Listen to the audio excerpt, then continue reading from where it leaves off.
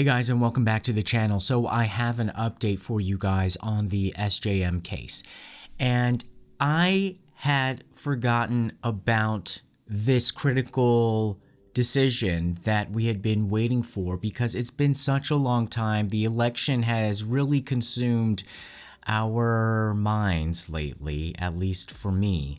And remember, there has been so many petitions, but remember that petition to the National Assembly that we needed 100,000 signatures for, that only Korean people were able to write on? And this was where the National Assembly's special committee, and it was a little bit suspicious on how it was structured and how political it was, and it is super political, where essentially if this committee decided to greenlight in favor of SJM's father, they would be able to mobilize a part of the government to then force the different aspects of the government agencies to release the CCTV footage. So this was different from SJM's father taking the case to the prosecution and then having the prosecution force government agencies or the police to release the CCTV footage. This case was supposed to be determined by the committee in mid-February. But what do we have right now? This really heated and contested presidential election. Nobody wants to make really a huge political gamble or use their probably political capital. So they are delaying it to April 2nd, well after the new president gets established and some of the local by-elections are finished. So that's probably what's happening. So that is actually why we should really revisit this scenario and put more political pressure on them and make sure that they know that we haven't forgotten about SJM, because no matter who wins the Blue House, this is a very important case for justice, and they should know that no matter whether it's left, right, up, down, whatever, red, blue, purple, green, polka dot, whatever, that this type of injustice should not happen, and that this type of being able to buy off police agencies and cover up and leave somebody who even works at Samsung, their kid, in the cold. Not even shouldn't matter where you work, but that basically means nobody's safe in this country. That's what I'm just saying, is that it's gotten to a point. Korean people have been used to saying all right, well, as long as it's just not me, as long as I'm okay, yeah, it might suck for other people, but that's why I work hard. That's why I, try to make sure I take care of my family. But for a normal person, a normal middle-class person, how much further can you get than to get a job at Samsung? You probably can't. And if that can't even protect you, I'm sorry. You probably can't take care of your family from corruption. So what more can you get? So that's why we all have to band together and try to protect the common good, because that's what a civilization does. So we're going to wait until April 2nd for that decision. So that's one burner. And then we don't really know what's going on with the prosecution. They're probably putting everything on hold because of the election. So that's another avenue for there. But in the latest blog post from SJM's father, he brought up that update, but he really wanted to focus on the cell phone. Why his son's cell phone was in the pocket of Mr. A. So remember, we saw the footage of Mr. A just casually looking at the cell phone in the tunnel after he had gone home, changed his clothes, went back to the park a second time, went into the bunny tunnel, and right before he returned the cell phone to SJM's mother. And remember, after a while, it turned out it wasn't his going to return the cell phone because he had arranged to return the cell phone to SJM's mother. He bumped into SJM's mother and he's like, "Oh, yeah, this is your son's cell phone." And then he gave it over to SJM's parents. So that is still super sus. And now that time has passed by, and now that SJM's father is just super clear with how he thinks that Mr. A is the guilty one. Now he's just laying it all down on the grill and just saying, look, Mr. A is the steak and he's sizzling it up, and he is trying to say that it is still super sus as to why my son's cell phone was in your possession. And now he's going over several scenarios of why it was in your possession and potentially when and how it got into Mr. A's hands.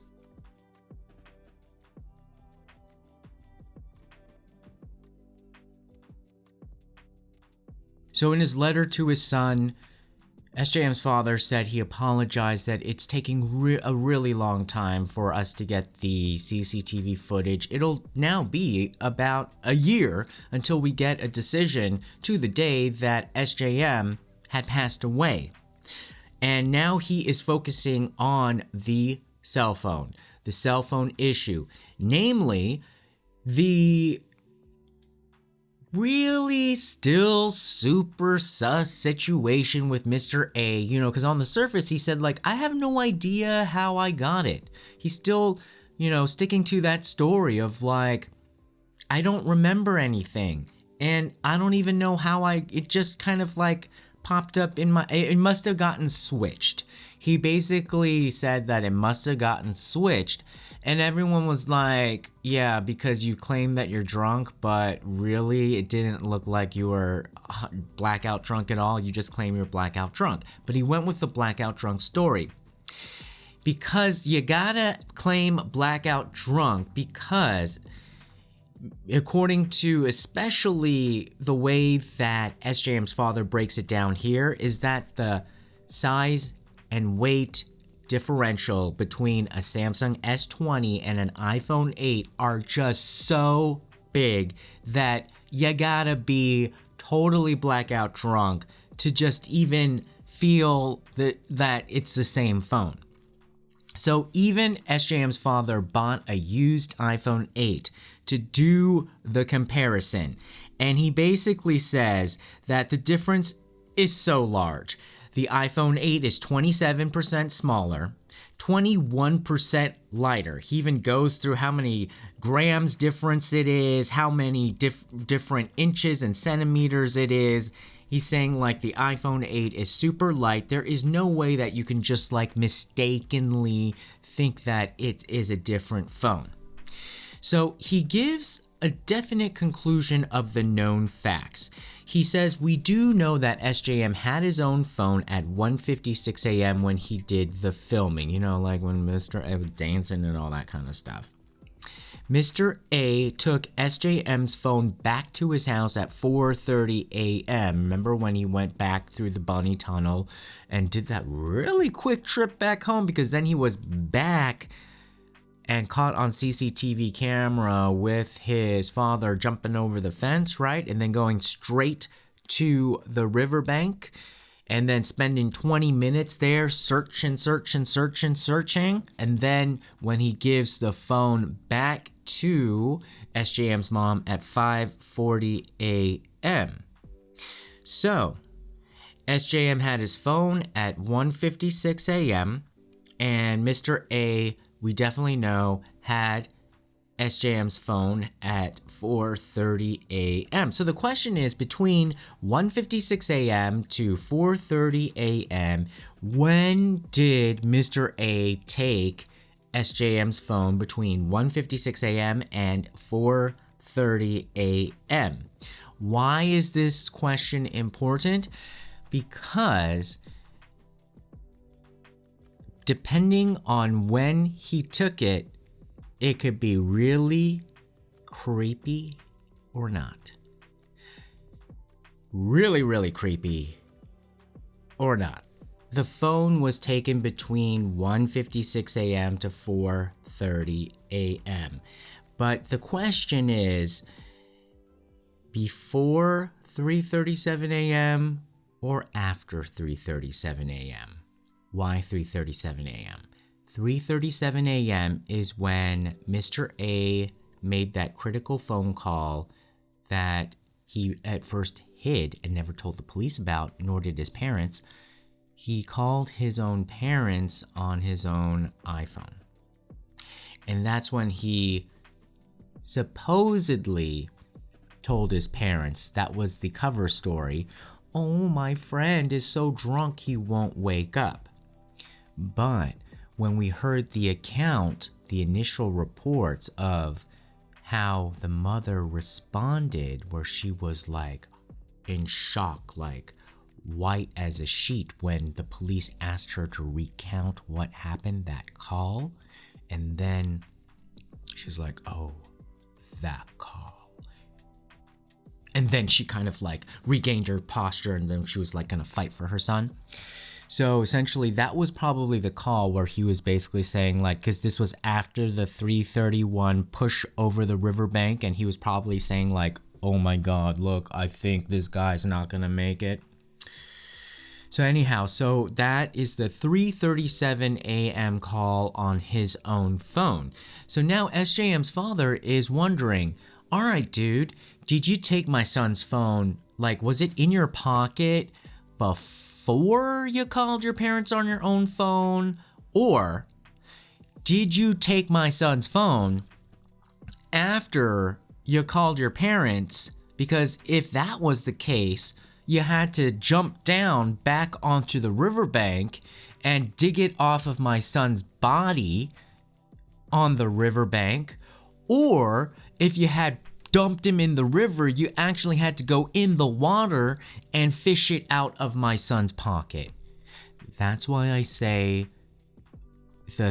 after the 3:37 a.m. one is the more creepy option. And as an added bonus, SJM's father went back to the riverbank and took a photo of the very still waters of the river, and said that the National Forensic Service even said that the wounds on the back of SJM's head could only have been made before he entered the water. So he could not have gotten the wounds after he had gone into the water, as the police prematurely just leaked out to the press even before an autopsy, saying like, oh, it must have just been like, as his body was just, going back and forth, traveling around the river and scraping against the rocks. No, there must have been some sort of wound from a fall or some sort of altercation that involved the rocks on the riverbank. And he's just bringing that back up. The reason why this phone thing is creepy, it at the very minimum is that if he took the phone off the body, he definitely knew where that body was, and he abandoned his friend. Because remember, during this time, Mr. A claimed that he was asleep and he had woken up and he did not know where his friend was. Because it doesn't add up. Because he had claimed that he had dragged his friend up. Now, remember, it looked like he had been revising his timelines because at first it sounded like he had told the truth, like dragged his friend up around this time or dragged his friend down around this time, you know, the 3:31 push. And then it looked like he wanted to say like, oh, it happened an hour earlier and he dragged his friend up and then they fell asleep. And then when he woke up around 3:30, oh, he couldn't see his friend and his friend had disappeared. He didn't know where he was. But turns out it looks like he had totally known where his friend was all along. His friend had passed out next to him. They were sleeping next to each other. They had, you know, gone to the river bank, thrown up. The father is just asking, did you take my son's phone while he was kind of keeled over? You know, that 218 picture when he was keeled over? Did you take my son's phone before the 3:31 push over the riverbank? Or did you take my son's phone after you called your parents at 3:37 while my son was on the riverbank? Did you take my son's phone after that while he was in the water perhaps? Did you wade into the water? Is that why all of your clothes and shoes were so muddy that you threw away from the police? And he was just saying like, and the police just accepted that and said that there was absolutely no indication of a crime being committed. Should we just accept that and be fine with it? This is some serious cover-up, folks. Should we be fine with it? SJM's father also reminds us of a very critical technical point. He says, did Mr. A just luckily call his parents on his own phone and then just luckily take his son's phone by mistake, SJM's phone, and leave the iPhone on the riverbank?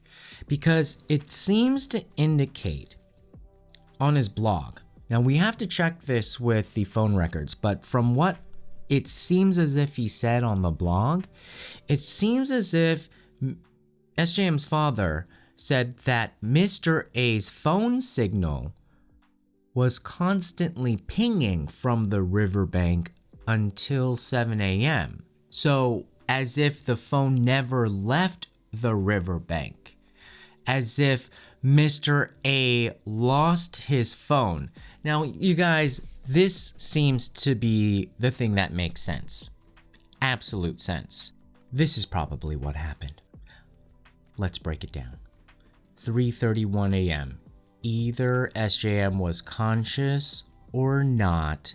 He was pushed over or dragged over the riverbank, hit his head, and then at 3:37, Mr. A calls his parents in a panic. Mr. A's parents advises him, among many other things, because we're focusing on the cell phone right now, to get SJM's cell phone if he hasn't already. Somehow, in all of the other procedures, we're just going to not focus on all of the other actions taken to SJM. Mr. A probably just lost his phone because Mr. A doesn't seem like to be the most responsible dude. He probably lost his phone somewhere and dropped it because, dude, we went there together, right? That place is slippery. It was dark that night. He probably dropped his own phone somewhere. And that is probably the only reason why when he went back home, he probably thought that he was safe. He probably thought like, all right, we took care of it. we probably sent in our team to wrap things up, but then they were like, oh my God, where's your phone? This is not your phone. This is your friend's phone only. Where is your phone? You know, like when the mom was probably checking his stuff when he came home. And they're like, we gotta go back. Get your stuff. Change your clothes. And then, you know, throw away those shoes. And then they probably went back. And that is why they made a beeline straight back to the riverbank and spent 20 minutes combing through. And then they probably found the phone. That is why, instead of when they claimed that they were searching for SJM, they went straight to the riverbank, and then they probably found the phone somehow because it was pinging around that area until 7 a.m. according to SJM's father. Now, SJM's father said, had I known that instead of searching for my son, you were just going up and down that riverbank for 20 minutes, I would have sent in a diver right away. SJM's father also said that had the phone been on my son's body, we would have been able to know that he was in the river and we would have been able to geo-track him right away. You would have been able to have had a different outcome right away. That's how important that cell phone was. But since Mr. A took that critical piece of technology away from SJM, the outcome was much different and much more tragic and sad. So what do you guys think? I think this gives some further clarity on why that phone is still super sus. In the beginning, it was more of an impression of, it strikes us as a little odd that he would have his friend's phone in his pocket and not his own. And now, as we're piecing together the evidence and the timeline, it becomes clearer as to why it would make sense. Leave your comments below, like, share, subscribe, and let's stay on it, you guys, together. Okay, talk to you soon. Bye-bye.